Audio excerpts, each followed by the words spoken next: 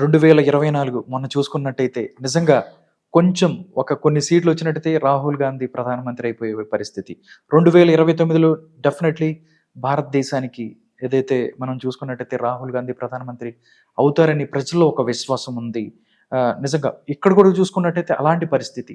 నిజంగా రానున్న 5 సంవత్సరాల్లో కాంగ్రెస్ పార్టీ దేశ రాజకీయాల్లో నిజంగా ఒక ప్రధాన పాత్ర పోషించబోతుంది అంటే ఏం చెప్తారు మీరు?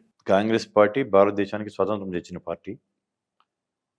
స్వాతంత్రం అనంతరం విదేశీయులు, ఆంగ్లేయులు దేశాన్ని వదిలిపెట్టి వెళ్ళిపోయినాక ఒక చిన్న గుండు సూది కూడా తయారు కాలేని పరిస్థితిలో ఉంది. పరిశ్రమలు అనేది లేవు.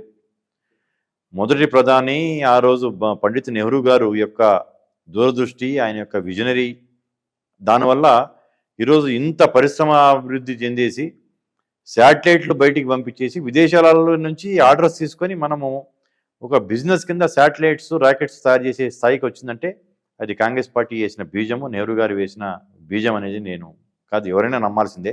ఓకే. దురదృష్టవశాత్తు మోడీ దాన్ని అంగీకరించాడు. అతనికి ఇందిరాగాంధీ గారి కుటుంబం, నెహ్రూ కుటుంబం అంటే వారు చేసిన త్యాగాలు, చేసిన దాన్ని వాళ్ళు మర్చిపోయి వేరే మభ్యపెట్టడానికి ప్రయత్నం చేశాడు. కానీ మీరు అన్నట్టు రాహుల్ గాంధీ గారి యొక్క భారత్ జోడో యాత్ర వల్ల కాంగ్రెస్ పార్టీ 10 సంవత్సరాలు అధికారంగా దూరం ఉన్నా కానీ ఈరోజు ఈ స్థాయిలో కాంగ్రెస్ పార్టీ యొక్క నాయకత్వంలోనే కదా ఇండియా కూటమి మొత్తం 240 స్థానాలు ఉన్నాయి. మీరు చెప్పినట్టు ఇంకొక 25-30 స్థానాలు కనుక మేము గెలిచి ఉంటే రాహుల్ గాంధీ గారు ప్రధాని అయ్యేవాళ్ళు, దేశానికి ఇంకా మంచి రోజులు వచ్చాయి. ఇప్పుడు కాకపోయినా కానీ 2029లో అయినా సరే కాంగ్రెస్ పార్టీ రాక తప్పదు, రాహుల్ గాంధీ గారు ప్రధాని కాక తప్పదు. ప్రతిపక్ష నాయకుడి కింద ఎంత హుందాగా ప్రవర్తించాలి, నిర్మాణాత్మక ప్రతిపక్షంగా ఎలా ఉండాలి, ప్రభుత్వానికి ఎలా సలహాలతో ప్రభుత్వాన్ని ఎలా ఇచ్చేయాలనేది కూడా ప్రతిపక్ష నాయకుడి కింద చరిత్రలో నిలిచిపోతాడు రాహుల్ గాంధీ గారు. అంత విజనరీ, అంత నిబద్ధత, అంత మంచి సుగుణాలు ఉన్న నాయకుడి కింద రాహుల్ గాంధీ గారు నేను చెప్తాను. ఇంకొక విషయం మిమ్మల్ని అడుగుదాం అనుకుంటున్నాను. వైఎస్ జగన్మోహన్ రెడ్డి గారు కమ్మ సామాజిక వర్గాన్ని అణగతొక్కాలి, కమ్మల మీద దాడులు చేసి ఒకటి కాదు, రెండు కాదు, నిజంగా పాశవికంగా చాలామందిని చంపేసిన పరిస్థితి ఆంధ్రప్రదేశ్లో. నిజంగా వాళ్ళందరూ అంటే దేవుడు అంటాడు, దేవుడు అంటుంటాడు ఆయన. ఆ దేవుడు శాపమే ఇలా జరిగి ఇలా 11 సీట్లకి పడిపోయాడు అనుకోవచ్చా? ఏ సామాజిక వర్గంలో వాళ్ళకి ఆ సామాజిక వర్గం మీద అభిమానము, ప్రేమ ఉండటం అనేది తప్పు కాదు. అది క్వైట్ న్యాచురల్, సహజం అది. కానీ వేరే సామాజిక వర్గాల మీద ద్వేషం పెంచుకొని వాళ్ళని ఏదైనా అంచనా తొక్కాలి, వాళ్ళని ఏదన్నా ఇబ్బందులకు గురి చేయాలి అనటం అనేది కూడా చాలా తప్పది. జగన్ అట్లా చేశాడు. దాని పర్యవసానం ఏంటనేది చూశారు ఇప్పుడు ప్రజలందరూ కూడా. ఇప్పుడు చంద్రబాబు నాయుడు గారు లాంటి ఆయనని అబ్యూజ్ చేసి, ఆయన్ని కించపరిచి, ఆయనని కంటి పెట్టియటం కానీ, కమ్మ సామాజిక వర్గాన్ని టార్గెట్ చేయటం కానీ, దాడులు చేయటం కానీ చేయటం వల్ల ఏమైపోయింది? మంచి పని చేస్తుంటే సరే, అతను ఓడిపోయినా కానీ అట్లీస్ట్ ప్రతిపక్ష హోదా దగ్గర బలంగా కనిపించేవాడు. ఇప్పుడు నెక్స్ట్ 5 ఏళ్ల తర్వాత అతను పార్టీ అతను ఎంతవరకు నడపగలడా ఏమిటా అనేది కూడా ప్రశ్నార్థకంగా మారిపోయిన పరిస్థితులు రావటం కంటే అతని యొక్క స్వయంకృతాపరాధం కింద నేను భావిస్తాను. Okay sir. సేమ్ ఆంధ్రప్రదేశ్లో ఎలా జరిగిందో తెలంగాణలో కూడా కేసీఆర్, కేటీఆర్ ఎవరైతే ఉన్నారో సేమ్ అదే సామాజిక వర్గం మీద కూడా చాలా ఒత్తిడి చేసిన పరిస్థితి, ఎదగనీయకుండా చేసిన పరిస్థితి అని చెప్పి అంటున్నారు. ఇద్దరూ కలిసే నిజంగా 2 ప్రాంతాల్లో ఉన్నటువంటి కమ్మల మీద నిజంగా ఒక ఉద్దేశపూర్వకంగానే వీళ్ళు అణగదొక్కే ధోరణి ప్రదర్శించారంటే ఏం చెప్తారు మీరు? 100% అది వాస్తవం. అక్కడ పక్క రాష్ట్రంలో ప్రత్యక్షంగా దాడులు చేస్తే ఇక్కడ పరోక్షంగా దాడులు చేశారు. కాబట్టి వారు ఇద్దరూ ఒక కులాన్ని ఎందుకు విదేశించారో తెలియదు. మేము ఎవరికి ఎప్పుడు అన్యాయం చేసిన వాళ్ళం కాదు, నలుగురికి సాయం చేసిన వాళ్ళేమి కానీ చేయటం వల్ల వాళ్ళిద్దరు ఇప్పుడు ఈ పతనావస్థకి చేరారు. అది ఇక వాళ్ళ పార్టీని సస్టైన్ చేయగలరా లేదా అనేది కూడా మనకు తెలియదు. Okay sir. చివరిగా సార్, కేజీఎఫ్ జూలై 2021న కేజీఎఫ్కి సంబంధించి మీరు హెచ్ఏసిసిలో ఒక పెద్ద అంటే ప్రపంచ కమ్మ మహాసభ పెట్టబోతున్నారు. ఇప్పుడు దాకా ఎవరు పెట్టలేదు. బట్ దీని ఉద్దేశం ఏంటి? కమ్మలనందరినీ ఒక తాటి మీద తీసుకొస్తారు అని చెప్తున్నారు.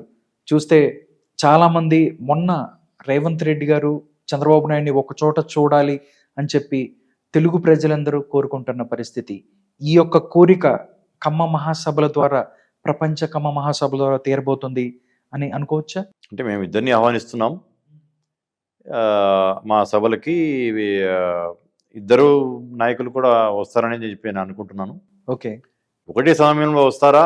వేరే వేరే టైం వేరే వేరే యొక్క సెషన్లలో వస్తారా అనేది ఇంకా అంత క్లారిటీ లేదు. ఈ వారం 10 రోజుల్లో ఆ క్లారిటీ కూడా వస్తుంది. Okay sir. దీని ముఖ్య ఉద్దేశ్యం ఏంటి? ఎవరైతే ఎవరైతే కమ్మలు ఉన్నారో మీరు చెప్తున్నారు. మీ సామాజిక వర్గంలో వెనకబడిన తరగతులకి మేము హెల్ప్ చేయాలి. వాళ్ళకి వాళ్ళ చదువులకు అవ్వచ్చు, లేకపోతే మిగతా వాళ్ళకి వాళ్ళ బాధల్లో ఉన్న వాళ్ళ కష్టాల్లో ఉన్న వాళ్ళకి మేము హెల్ప్ చేస్తాం అని చెప్తూనే సమాజానికి కూడా కమ్మలు ఏ విధంగా హెల్ప్ చేయాలి అనే ఉద్దేశంతోనే మేము ఇవి పెట్టామంటున్నారు. అంటే ఆంధ్రప్రదేశ్ వ్యాప్తంగా చాలా మంది ఉన్నారు. వాళ్ళకి మీరేం చెప్పదలుచుకున్నారు? ఏం చెప్తారు? ఆంధ్రప్రదేశ్, తెలంగాణ అనేది కాకుండా కర్ణాటక, తమిళనాడు, ఒరిస్సా, ఓకే. దేశవ్యాప్తంగా దేశవ్యాప్తంగా కానీ ప్రపంచవ్యాప్తంగా అయితే ఉన్న వాళ్ళు, విదేశాలకు వెళ్ళిన వాళ్ళందరూ మంచి స్థానంలోనే ఉంటారు.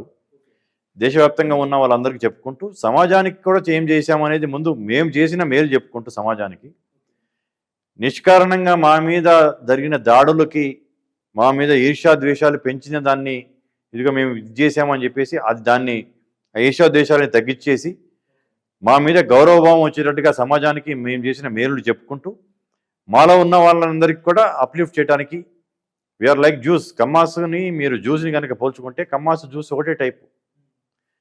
అంత ఎంటర్ప్రీనరు, అంత వారియర్ కమ్యూనిటీ మాది. దానికి మా సామాజిక వర్గంతో పాటు సమాజానికి మేము చేసే మేలు ఏంది అనేది కూడా ఈ 2 రోజుల సెషన్లో మేము డీటెయిల్స్గా చెప్పడం జరుగుతుంది. దాంట్లో మేము కొన్ని తీర్మానాలు చేసుకోబోతున్నాం. ఆ తీర్మానం యొక్క ఫలాలు అనేది దీన్ని ముందుకు ప్రజలకి ఎప్పుడు ఏదో ఒకటి చేసేసి అయితే తన యొక్క మార్క్ వేసుకోవడానికి తను ఎప్పుడు కష్టపడతా ఉంటాడు. Okay sir. Jatti Kusuma Kumar target ఏంటి తెలంగాణ రాజకీయాల్లో? ఇక్కడి నుంచి అంటే మాకు తెలిసింది ఏంటంటే ఖమ్మం ఎంపీగా కూడా ట్రై చేశారు మీరు, అక్కడ కూడా ఇవ్వాలనుకున్నారు, కానీ కొన్ని పరిస్థితుల కారణంగా ఇవ్వలేదు. దాంతోపాటు కర్ణాటక కాంగ్రెస్ పార్టీ అబ్జర్వర్ గారు మీరు ఉన్నారు ఇప్పుడు పరిస్థితి. మీ పయనం ఎటు అంటే ఏం చెప్తారు? మీ టార్గెట్ ఏంటి? అంటే ఎంపీగా ఉండటం ఇష్టమా, లేకపోతే ఒక ఎమ్మెల్యేగా ఇక్కడే రాష్ట్రంలోని ప్రజలకి సేవ చేయటం అంటే మీకు ఇష్టం? అంటే ఏం చెప్తారు? అంటే నేను ఎప్పుడు ప్రత్యక్ష ఎలక్షన్స్లో నిలబడే ఆసక్తి లేకుండా ఉన్నాను. నేను 95లోనే యువజన కాంగ్రెస్ రాష్ట్ర ప్రధాన కార్యదర్శిని. 26 ఇయర్స్ వయసులోనే రాష్ట్ర ప్రధాన కార్యదర్శిగా ఉన్నాను. పేరు చెప్పడం బాగుండదు కానీ అప్పుడు నా కింద కార్యదర్శిగా పనిచేసిన ఒక నాయకుడు ఇప్పుడు మంత్రి తెలంగాణలో. వాళ్ళు డైరెక్ట్ ఎలక్షన్స్లో నిలబడని ఆసక్తితో 99 ఎలక్షన్స్లో ఆసక్తి కనపరిచారు. టికెట్ వచ్చింది, గెలిచాడు. సో 4, 9, 14లో గెలవటం, ఇప్పుడు మళ్ళీ కూడా గెలవటం, మంత్రిగా మారటం జరిగింది. ఓకే.